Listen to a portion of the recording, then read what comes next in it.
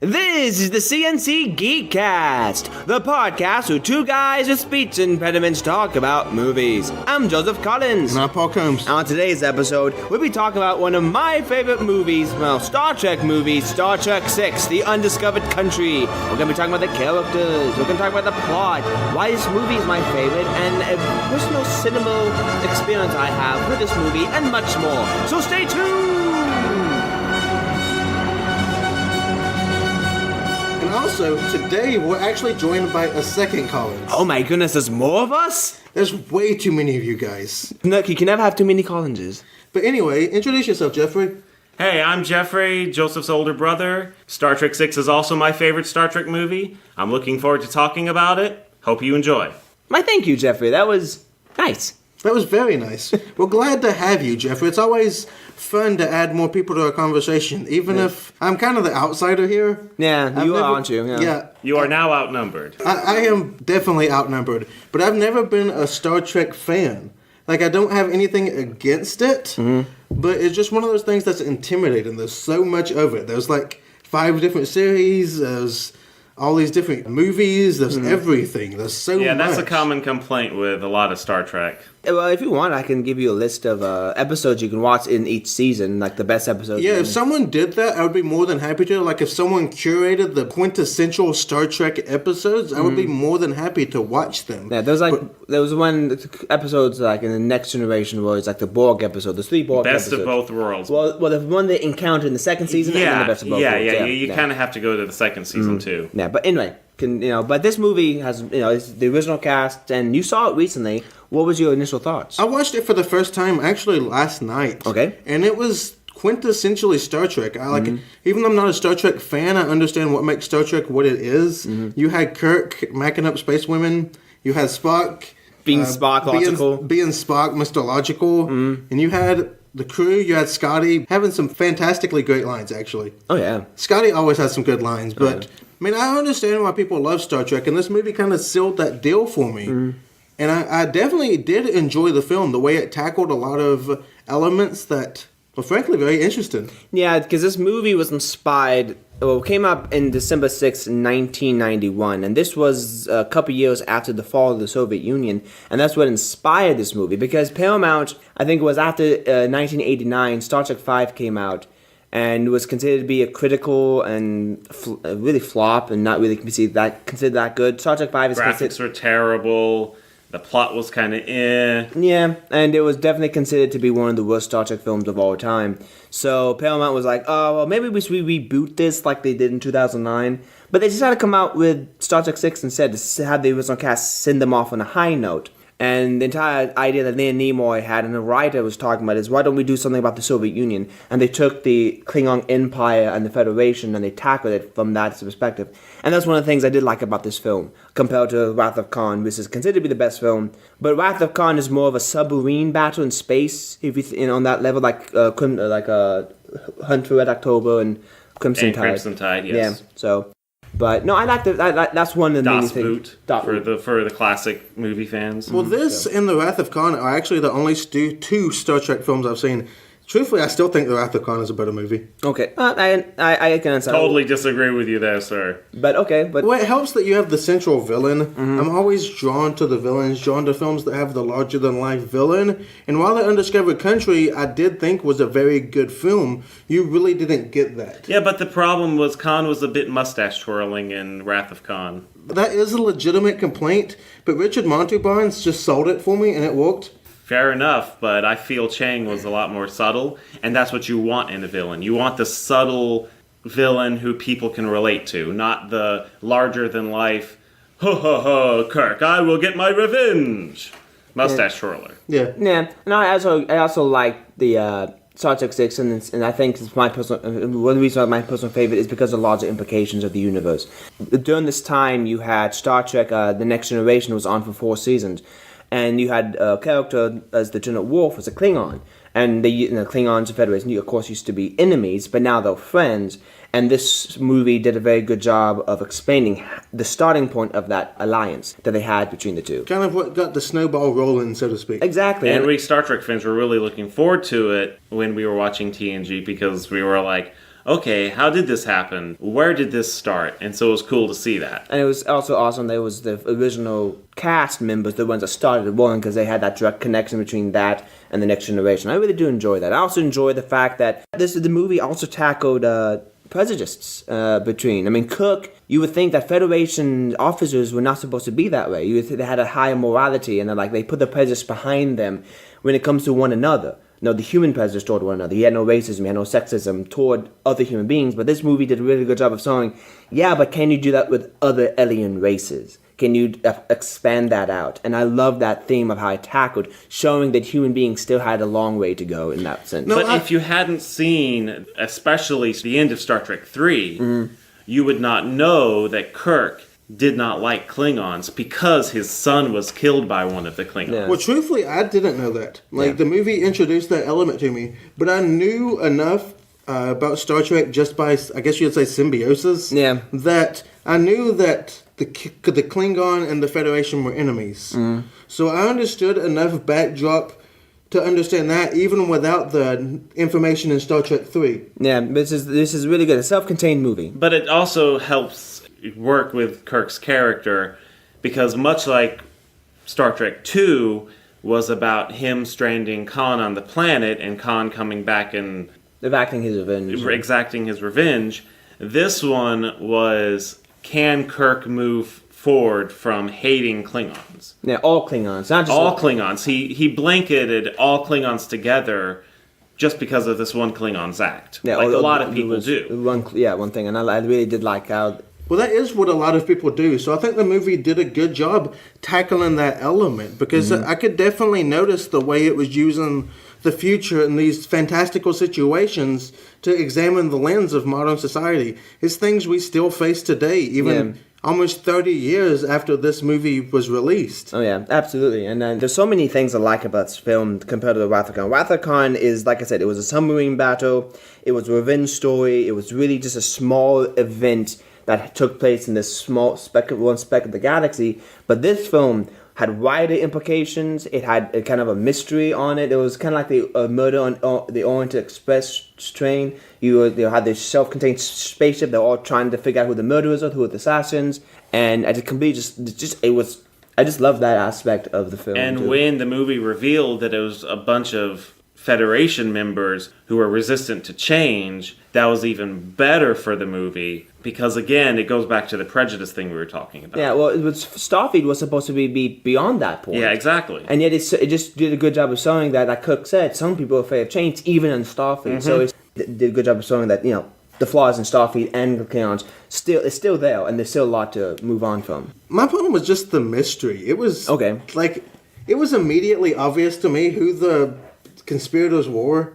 I don't know if it's just like the movie watch knowledge, because you're kind of omniscient in regards to movies. When you're watching a movie, you have a perspective that none of the characters have. But it was immediately obvious, because General Shang immediately refers to himself as a warrior. That is how he identifies himself. So of course he's kind of going to be resistant to change, because if the peace is brokered, that makes him obsolete. Well, I do somewhat disagree with that, because Klingons are known as a warrior race. It's something that their entire society was built upon. All of them were warriors. Well, I understand. All considered that. I do understand that. But Yeah. Shang is the only one that specifically refers to himself as a warrior. Well, yes, but at the same time, if you've seen Star Trek, I mean, you're someone who hasn't seen Star Trek, so it's understandable for you. But for someone who has seen Star Trek, all the Klingons refer to them as that. So he's just one of they have a huge pride in being the most boss honorable warrior as warriors. possible. But also, the entire foundation was a warrior race. Honor is the main thing. You bring honor, and if you insult them, you dishonor them, and they'll go out there to, as we establish that honor. So, from a Star Trek standpoint, from a fan standpoint, he was just being any other Klingon from that standpoint. It was the Chancellor that was different. Yeah. He was the one who wanted peace. Yeah. And who fought for peace, and that was the difference. And he was the one that they were afraid of. The other Klingons were afraid of. Yeah, because they didn't necessarily want peace, because they thought that would affect their warrior the race. Empire, and this actually came back in the original, in like Deep Space Nine. well, it basically was saying that many people felt that the Klingon Empire was being too, passive, and it's like, we need to fight, we need to expand our empire, we are warriors, like, go out there and fight for battle. And it links back. So, but I understand it from your perspective because you didn't have invested. To answer his criticism about the mystery, I feel that them hiding the mystery was not for the audience's sake, but it was for the character's sake. The characters can't know what we know. As we all know, that's known as meta. And if you use that in writing, it becomes very obnoxious. I can understand that. I guess I didn't think of it from the writing perspective. Yeah. But just as a moviegoer and as someone that honestly tends to over-examine movies, it did bother me. Well, you're a critic. I do identify myself as a movie critic, so I guess it is logical for me to overanalyze, of course. But of course, logic is only the beginning of wisdom, not the end.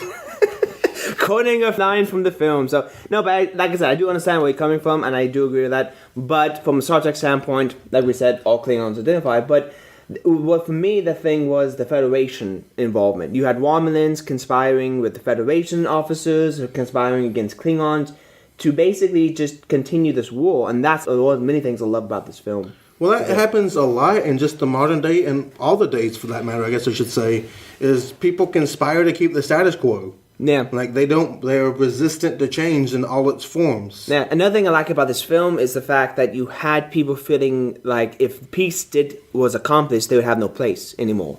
They would you had Chain in the end or the beginning of the battle, he said, this is the way you want it to be, Kirk. It's like warrior versus warrior. Because the entire original series, it's been 25 years since the original series came out at that point. And you saw Kirk always, and he actually said it in the movie role, the difference between me and you, Spock, is that I always rushed into action. I always, got in there, started throwing punches, and that was my thing. Of course, Spock was more calculated and logical. Well, he said they were two ends of the opposite coin, with the truth being somewhere in the middle. And that goes back to the relationship that Gene Roddenberry wanted. You had Kirk, which was that aspect of it. Spock was the logical aspect, and McCoy was the emotional. So you had that trinity and that relationship, and they all balanced one another out. That was the entire idea. So that line referred back to that idea.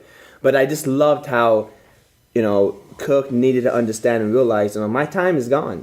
It does a really good job. Seeing how this was the last time the original series was going to be on film, they did a very good job of hammering home that point. That's one of the reasons I love about it. The idea of people not being able to let go and learning to let go of the past. Also, this movie had one of the more in-depth female Vulcan of Star Trek. Now, Kirstie Alley did a great job in Star Trek 3 and 2 and 3. Yeah. And she was fine. She was more the quintessential Vulcan. Yeah.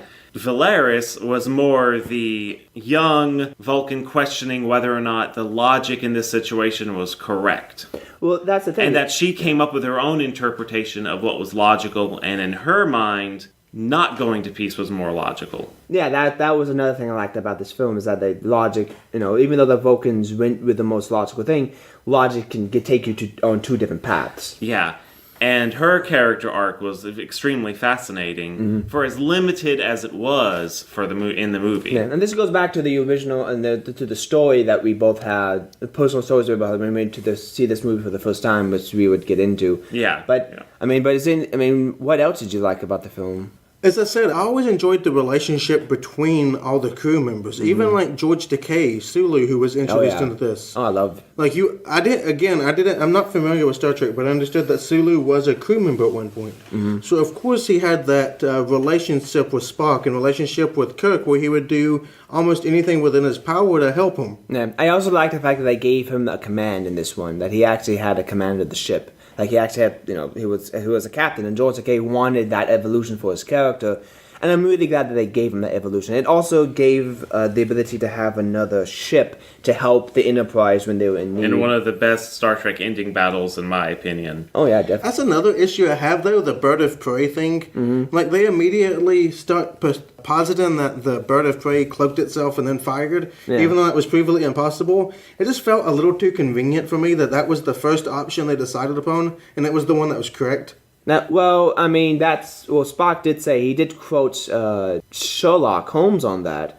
He said, like, no matter, after all the other logical options are exhausted, no matter how improbable, that must be the truth. I mean, they had a neutron, an energy surge. Neutron surge. Yeah, that was like, well, it can't be from the Enterprise. Where else could it be from? It's like, who else could it be? Logically speaking, it's like, who else knew about this? And if every ship, as they established, creates some kind of gas venting. Yeah.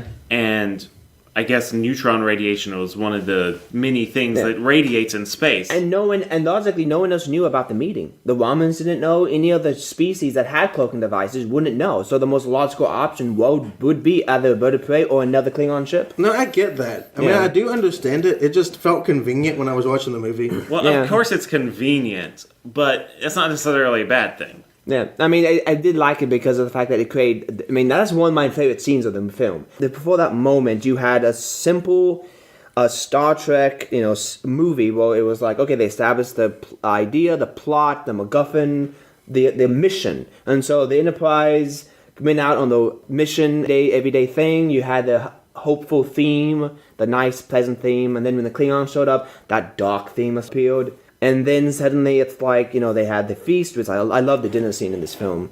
I just love that aspect of the film. Yeah, the awkwardness, but also the fact that they were quoting Shakespeare and other well-known human historical figures back and forth. That was awesome. Yeah. No, it was awesome because you could see kind of the beginning there, that they weren't necessarily as different as they thought they were. Yeah. Like, they had some different cultures, like with the way the Klingons ate, and that disgusted her. Yeah.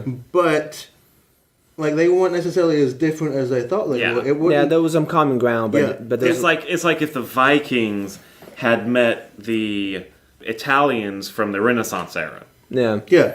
And you can imagine the Renaissance era Italians would be like, whoa, these Vikings' table manners are terrible. The barbarians. But even though historically Vikings weren't as barbaric as we all think. Yeah, but I also loved it because when you got to the point where, okay, they were drunk, they detected neutron surge. I love that sequence because suddenly the way the camera worked was, it was shaky, it was quick cuts. It really did a very good job. And once the two assassins beamed on board, it did a really good job of showing chaos and showing just like, you don't know what's going on as the audience, just like the crew didn't know what was going on. And there was sporadic. They was like, what's going on? We're not supposed to fire. It's like, and people had all this information. Did we not fire? And the sound design in that whole sequence is some of the better sound design I've heard in a Star Trek movie. Oh, yeah. Because everything was turned up to 11 on the footsteps and the laser fire and the calm chatter and all of that added to that sense of chaos. Well, it added weight because you understood the implication of each laser blast in this situation. You understood what that could necessarily do for the peace agreement. Oh yeah, absolutely, and that's one of many things I love about that scene, and it was just a great job. And then after they got done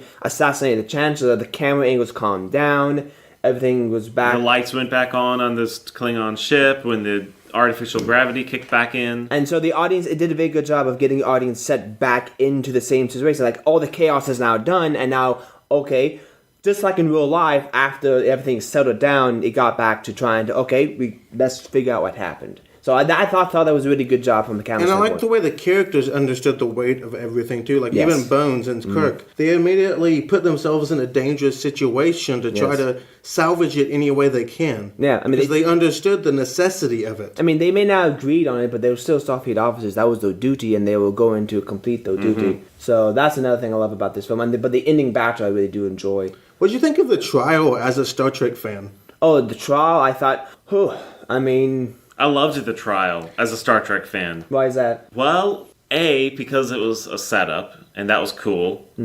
But also because it gave Kirk and McCoy that panic. We know they're setting us up, but we still have a duty to admit that we're at fault. Yeah.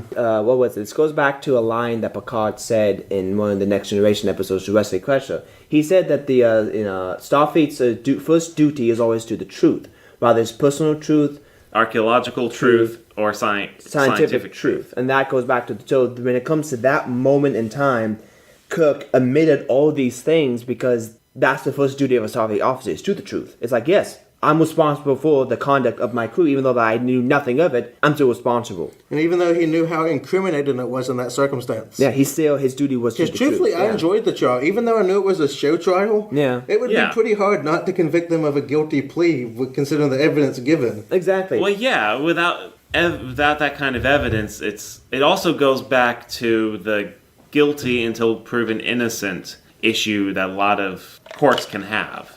Yes. Like, they didn't care that the evidence may have pointed to their innocence. They wanted some revenge, basically. They wanted someone to take responsibility for one of their ambassadors dying. Yeah, even Worf sat there and said that, this evidence is circumstantial. Please take that into account when you pass down your verdict. Yeah. And so that's what the judge did. Yeah, and it was the Worf from TNG's grandfather. That's what I was about to ask. Because I didn't know his name. And you just said that, and I was like, wait. Because, again, I'm not a Star Trek fan, but I'm familiar with a lot of these names and things like that. Just by cultural osmosis. But I really did enjoy the scene, a couple of scenes before this, when the president was talking about what we're gonna do. Are we gonna save these people? And then one of the Starfleet admirals said, Mr. President, those men literally saved this planet. And then the president's like, and I know that, but they're gonna do it again by going on trial. This is the idea of going through that to maintain the peace. They did that to maintain the peace. Yeah. The importance of it. Well, they understood their lives in the grand scheme of things at that point really meant very little. Yeah. Also, the Starfleet had to be intellectually consistent. Yes. And lawfully consistent. So they couldn't just make an exception because it was Kirk. Yeah. And because he had saved the planet countless times before. This president is not above the law. That was the law. Exactly. And I also loved how it basically Cook's entire persona was like when Shane was like, now we get to the heart of the matter when he's like, James Tiberius Cook. That entire line just does a great job in encapsulating his entire persona as a captain at this point, and I loved it. It reverberates when he says that. Oh yeah, absolutely. So now that it threw me off though, because I didn't know who the president was. So all of a sudden I'm seeing the dude from that '70s show appear. I'm like, what the crap? Yeah, I know. That's the thing about all these alien design, alien costumes. It's like, all these people, these what I'm looking for, all these appearances from all these actors. Like, you don't know until you actually see it. So yeah, if you ignore the forehead prosthetics, because admittedly that's a criticism of a lot of Star Trek, is a bunch of aliens are forehead prosthetics. Yeah. You can see that it's an actor. You can recognize the actor through the eyes or the nose or the mouth or something like that. The voice. Yeah. But still, he did deliver a lot of good lines in this. No, he did. But I never knew Starfleet even had a president. Yeah, so I thought it was a military organization, so I thought it would have like a commander. No, only Starfleet is a military organization. But I thought Starfleet... But the Federation itself, it separates itself. There's a scientific division, and then there's a military division, just in case one of the other warlike races, like the Klingons... Or the Dominion, decide to cause trouble. It's a self-defense force. Yeah. Actually, I did not know that. Okay. This is why you have challenges on shows and at Geek Trivia. So... And now we did a tease about a personal experience when it comes to movie Well, that's theaters. something else I want to talk about. One more scene I want to discuss with you guys. It kind of bogged down the film for me. The mines. Like all that in the mines.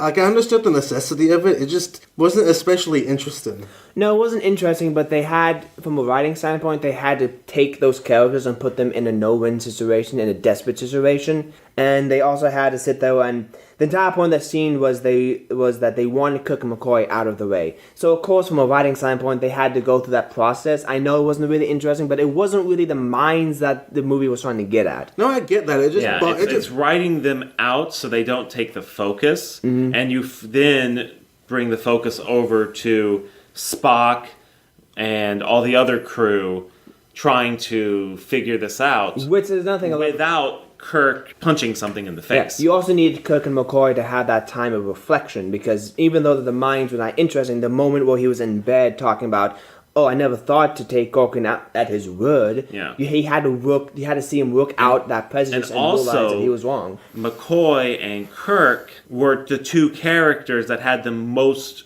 trouble dealing with this peace agreement. Well, not McCoy. McCoy wanted more peace than most. I mean, he did say in the trial, I was But desperate because to say. McCoy is so emotionally Yeah. driven, his was like, okay. I think that was important from an emotional standpoint. He mistrusted the piece. He thought maybe it was a ploy or it was a trick. I think McCoy was more for that piece. I think that's the reason why it was so important that he was there, because he was, again, that's a good point. It goes back to that balancing. He is the emotional center of that three-piece. And Kirk needed that to get over his prejudice. Exactly. So McCoy was necessary for that to keep that steady. I like the chemistry between them, though. Oh, yes. Because even Kirk or even McCoy at one point says what the audience is all thinking. You always have to look with a woman. He says something about that. Yeah, what is it with you anyway? Still think we're in trouble more than ever.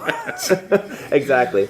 But now let's talk about what we were teasing about this personal experience we had with this film. Yeah. And when it goes back to growing up, me and my family, our family time, one of the main things we watched growing up was Star Trek: The Next Generation. Yeah. Every week we would gather around the TV and watch that. And most people may have watched like The Cosby Show or Full House, those shows, which is fine shows, but we watched Next Generation. We watched Star Trek. That was our family time. So I remember going to the movie theater, and before then, we were always watching lighthearted movies.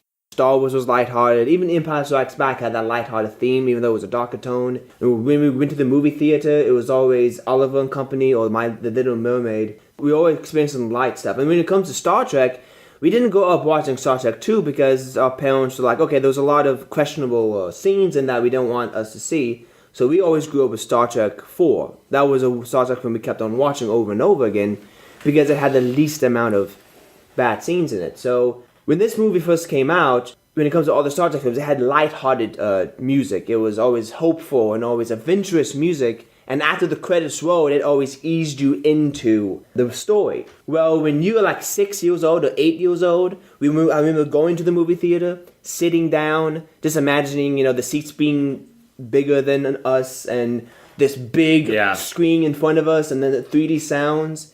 And we were expecting to see this lighthearted Star Trek tone, and then suddenly, after the credits rolled, not credits, but the trailers. After the trailers. And after the Paramount. The trailers even were like weird. Do you remember? I don't remember the trailers very clearly, but I remember they were more of a darker tone. Yeah. And at first, we thought our parents had mistaken movies. Yeah, it's like, oh, we put us in the wrong movies. Brought us to the wrong movies accidentally. Yeah, they didn't. Little did we know they knew what they were doing. Also, after that, even though it's like, okay, movie's about to start. Happy tone. Happy music, because all the Star Treks, they started with, especially Star Trek 4 was that happy kind of, a lot of people say it doesn't fit Star Trek, but it was a happy, bouncy adventurous song. And then suddenly, the credits roll, and then the screen fades, and the movie starts. Then it goes... And then it starts this slow... dark build-up. Yeah, it was dark. It was unsettling for us at the age of 6. And then and the music was so intimidating because of the loud sound in the theater. And at that point, the tone was dark. And the minute that the credits ended, like I said, it always eased into it. No, this movie had something explode out of nowhere. So that was loud. It was, like I said, it was unsettling, unexpected. And at that time, it reversed our expectations. Like any other movie before that time. It became one of our absolute top sci-fi movie openings. Oh, yeah. Alongside A New Hope. Oh, absolutely. Because that menacing theme was always hanging over that movie. And the soundtrack was fantastic. And many people was like, oh, no, I would want to have all the soundtracks consistent, like you said. But this soundtrack was really good. It's a shame this guy didn't do anything else after this movie. Because he was an excellent composer, conductor. So, but every time I watch this film, it always transports me back to that moment in the movie theater at the age of 6. Well, looking back, it was one of my favorite movie experiences because of that. Is this your first movie experience you can remember in a cinema? No, because I remember watching My Little Mermaid, and that was back in 1988. I also remember watching Oliver and Company. Although we missed most of that. Yeah, we missed it, but we still remember that. But at that point in time, it was the most... It stood out the most. It stood out the most because it was the first time I witnessed anything that dark. that intimidating. I mean, that scene where the scene where the assassins were going through the Klingon ship, take all that sound, all that chaos, and amplify it in a movie theater. You know how movie theaters are. Yeah. Amplify. At the age of 6, that's what I experienced, and everything was dark. Our heroes were being put into these no-win situations, like Empire Strikes Back. Like a 3-act story. The middle one is where everything goes to hell. Yeah. This